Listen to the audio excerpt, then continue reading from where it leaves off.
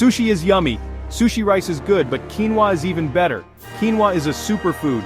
It has lots of protein, it's good for your heart, and it's gluten-free. Quinoa sushi is a healthy choice, it's easy to make. Let's start. Here's what you need: quinoa, water, sushi vinegar, nori seaweed sheets, and your favorite fillings.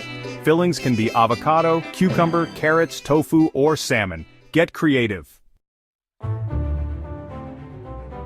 First, cook the quinoa. Use twice as much water as quinoa. Let it cool. Mix in sushi vinegar. This gives it a nice flavor. Lay a nori sheet on a bamboo mat. Spread the quinoa on top. Add your fillings. Roll it up tight. Cut the roll into bite-sized pieces. Serve with soy sauce, wasabi, and pickled ginger. You can make vegan sushi. Just use tofu or veggies. Quinoa sushi is healthy and fun to make. Try it.